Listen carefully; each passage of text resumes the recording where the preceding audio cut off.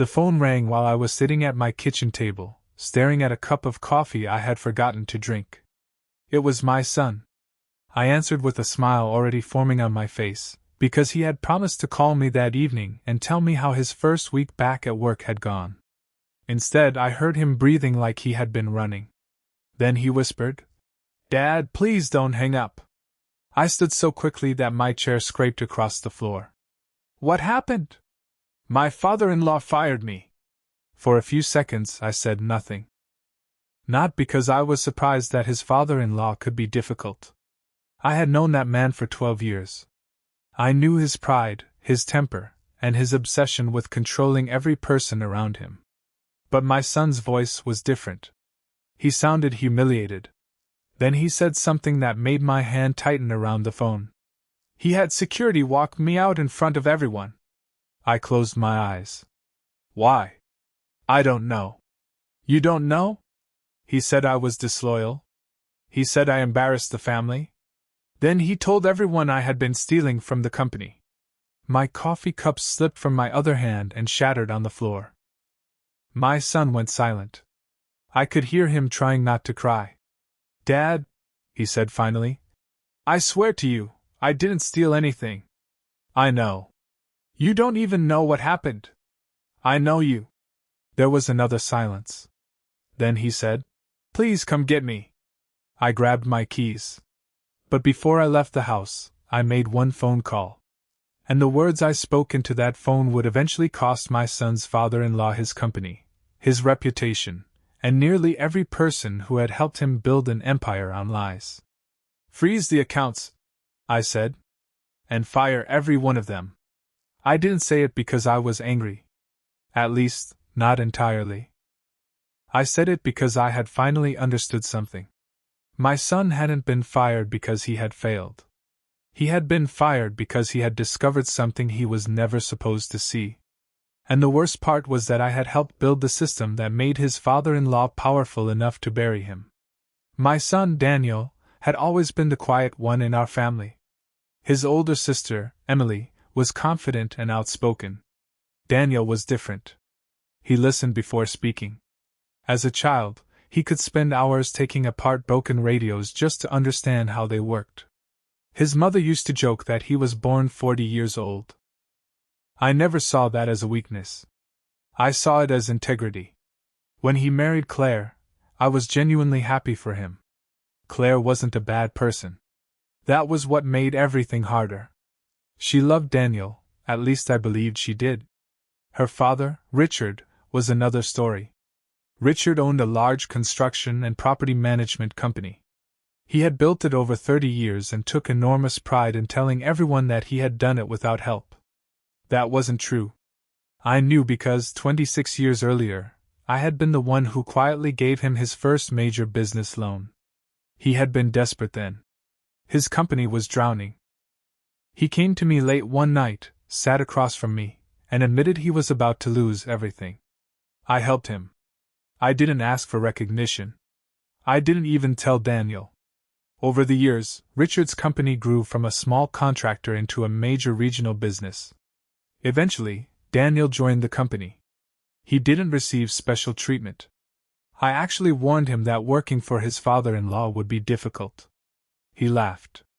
"Dad, I'll be fine." I wish I had been right. The first warning came 6 months before he was fired. Daniel called me one Sunday afternoon. "Dad, can I ask you something?" "Of course." "Did you ever lend Richard money?" I froze. "What makes you ask that?" "He mentioned your name during a meeting." "What did he say?" "He said you were one of the people who owed him favors." I laughed because I thought I had misheard him. "That's funny." Daniel didn't laugh. "Dad, he wasn't joking. I told him not to worry about it." I didn't know then that Richard had been rewriting history for years. He had turned my help into a debt. And now he was using that invented debt to control my son. A few months later, Daniel started noticing strange payments in the company's accounting system. Several contractors were being paid more than the amounts listed on their contracts. Money was moving through companies that Daniel didn't recognize. He brought the issue to Richard. Richard became furious. Do your job, he told him. I am doing my job. No. You're questioning mine. That conversation ended with Daniel being removed from an important project. He didn't tell Claire. He didn't tell me. He thought he could solve it himself. Then, 2 weeks before his firing, he found a folder in the company's old accounting archive. Inside were invoices dating back nearly 10 years.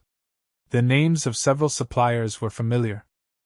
But the companies themselves didn't exist anymore. Daniel began digging. What he found was worse.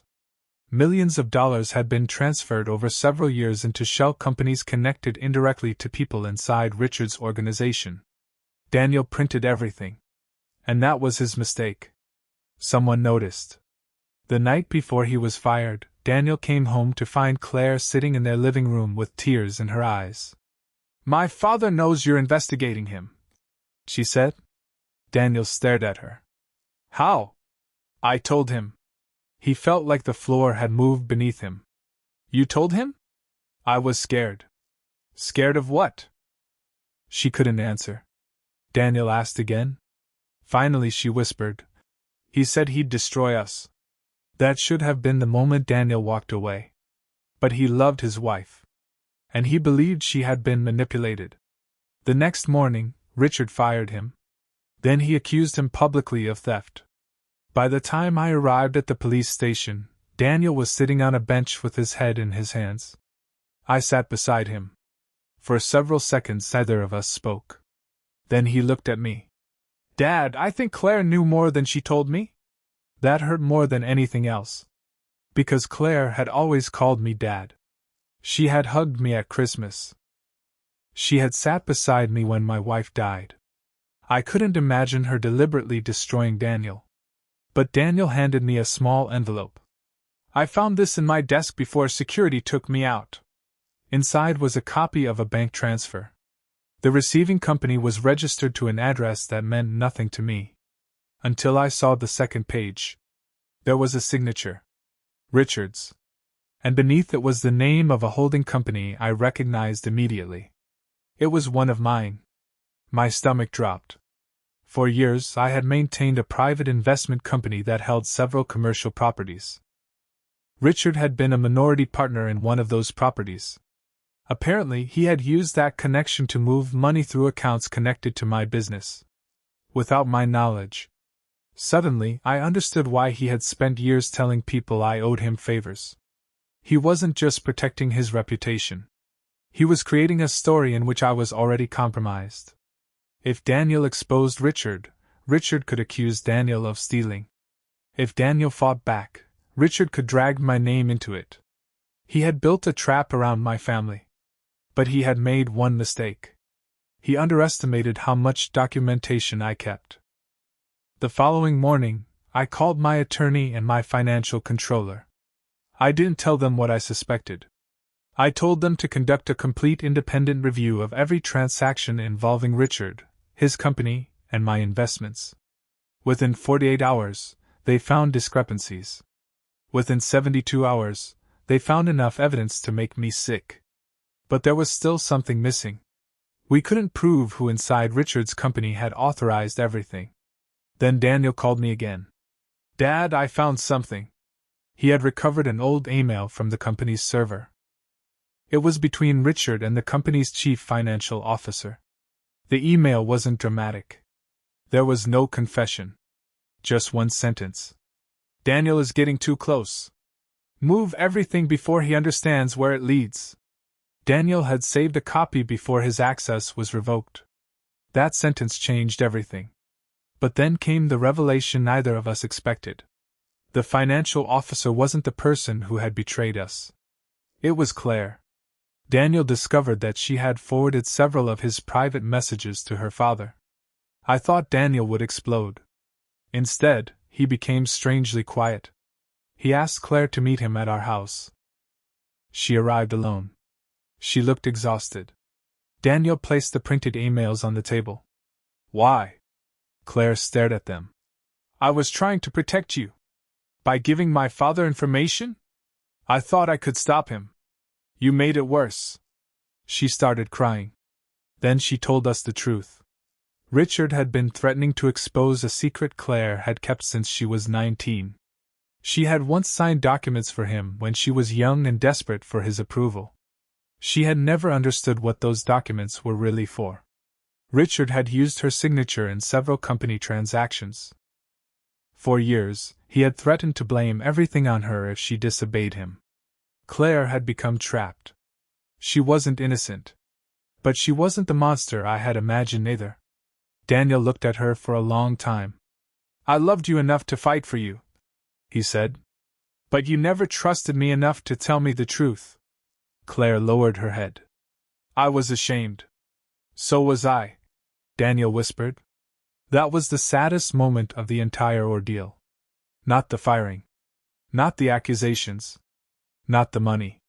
Two people who loved each other had spent years allowing fear to speak louder than honesty. The next week, Richard called me. His voice was cold. "You've made a serious mistake." "No," I said. "I made a late one." "You think you can destroy me?" "I don't have to." He laughed. "You need me." That sentence told me everything. Richard still believed power meant owning people. I told him something I had never told him before. "I helped you when you had nothing. I stayed silent while you took credit. I watched you treat my son like an employee instead of family. But the moment you accused him of theft, you crossed a line." He said nothing. Then I told him about the financial review. His voice changed. "What review?" "The one you should have expected." He hung up. That afternoon, I made the call. "Freeze the accounts," I said. "And fire every one of them. Not every employee. Only the executives who had participated in the fraudulent transactions, altered records, or knowingly helped conceal what Richard was doing." Within days, the company's board began removing them. Richard's authority disappeared almost overnight. The evidence was turned over to the appropriate authorities and professionals, and the legal process moved forward from there. I never pretended I could control the outcome. But I knew one thing. Richard could no longer control the story. Daniel was offered his job back. He refused. "I don't want to work there anymore." Instead, he started a small consulting business with two former employees who had refused to participate in Richard's schemes. Claire moved out for a while. Daniel didn't immediately forgive her. But he didn't destroy her either. Months later, I saw them sitting together at a quiet restaurant. They weren't holding hands. They weren't pretending everything was fixed. They were simply talking. Sometimes healing doesn't look like a hug. Sometimes it looks like two people finally telling each other the truth without fear. Richard eventually lost control of the company he had spent his life building. The buildings remained. The money didn't disappear overnight. But the reputation he had protected so fiercely was gone. As for me, I kept thinking about that night when Daniel called from the police station. I had wanted to protect my son. For years, I thought protection meant solving problems before they reached him. I finally learned that sometimes protection means standing beside someone while they face the truth. Daniel once asked me why I had made that phone call so quickly. I told him the truth. "Because they didn't just fire my son." He looked at me. "What did they do?" "They tried to make you believe you were worthless." He smiled faintly. "And was I?" I shook my head. "No. You were just finally brave enough to question people who depended on you staying quiet." He looked down at his coffee. Then he said something I'll never forget. "I wish you had told me about Richard years ago." "So do I." We sat there in silence. For the first time in months, the silence didn't feel like fear. It felt like peace. I still have the broken coffee cup from that morning. I don't know why I kept it. Maybe because every time I see it, I remember how quickly a normal day can fall apart. A phone call. A lie. A family divided. And one decision that changed everything. I used to think family meant protecting the people you loved from consequences. Now I understand something different. Family means refusing to let the people you love be buried under someone else's lies. Even when the truth hurts. Especially then. Because sometimes the person who looks like the problem isn't the person you need to fight. Sometimes they're the person who has been trying, quietly and desperately, to show you where the real problem is. And sometimes, when you finally see it, there is only one thing left to do: make the call.